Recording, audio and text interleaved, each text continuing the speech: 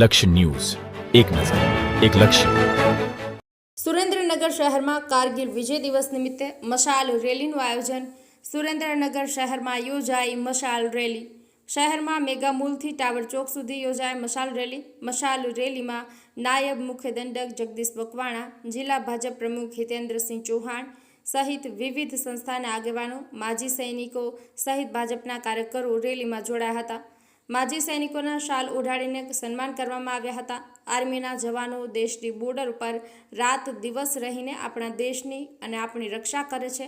ત્યારે પડોશી દેશ સાથે ગમે ત્યારે અથડામણ થાય અથવા તો યુદ્ધ થાય ત્યારે આ જવાનો પોતાના જીવ પણ આપી દે છે. 1999માં પાકિસ્તાન સામે જે કારગિલ યુદ્ધ થયું અને જેમાં આપણા દેશના જવાનોએ પોતાના પ્રાણ પણ આપ્યા છે અને દુશ્મન દેશ સામે જીત મેળવી હતી, જેને લઈને દેશમાં આ દિવસની ઉજવણી કરવામાં આવે છે. ત્યારે સુરેન્દ્રનગર શહેરમાં ભાજપ યુવા મોરચા દ્વારા એક મશાલ રેલીનું આયોજન કરવામાં આવ્યું હતું. આ મશાલ રેલી શહેરના મેગા મોલથી લઈને આંબેડકર ચોક થઈને ટાવર રોડ સુધી યોજવામાં આવી હતી. આ મશાલ રેલીમાં નાયબ મુખ્ય દંડક જગદીશ મકવાણા, જિલ્લા ભાજપના પ્રમુખ હિતેન્દ્રસિંહ ચૌહાણ, માજી સૈનિકો, વિવિધ સંસ્થાના આગેવાનો સહિત શહેરજનો અને ભાજપના કાર્યકરો આ રેલીમાં જોડાયા હતા. આ રેલી ટાવર ચોક ખાતે પૂર્ણ કરવામાં આવી હતી. ત્યારે રેલીમાં જોડાયેલા માજી સૈનિકોના મહાનુભાવોના હસ્તે શાલ અને ફૂલહાર કરીને સન્માનિત કરવામાં આવ્યા હતા. બ્રિજેશ ત્રિવેદી, સુરેન્દ્રનગર.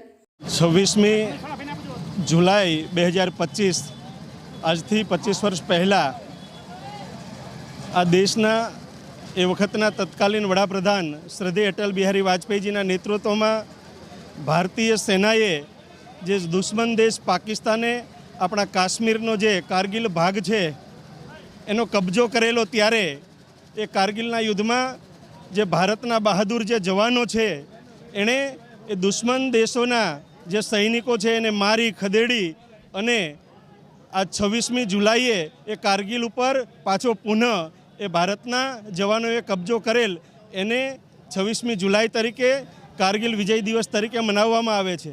આજે અમારા જિલ્લા ભાજપના પ્રમુખ ભાઈ શ્રી હિતેન્દ્રસિંહજી ચૌહાણની અધ્યક્ષતામાં આ સુરેન્દ્રનગર મેગા મોલ ખાતેથી ટાવર સુધી 2 કિલોમીટર જેટલી પદયાત્રા સ્વરૂપે મશાલ રેલી આ શહેરના વિવિધ વેપારી સંગઠનો, નિવૃત્ત જવાનો અને ભારતીય જનતા પાર્ટીના કાર્યકર્તાઓએ સાથે મળી અને આ કારગિલ વિજય દિવસને મનાવી અને એ વખતે જે જવાનોએ શહીદી વહોરી છે એ જવાનોને શ્રદ્ધાંજલિ આપી છે.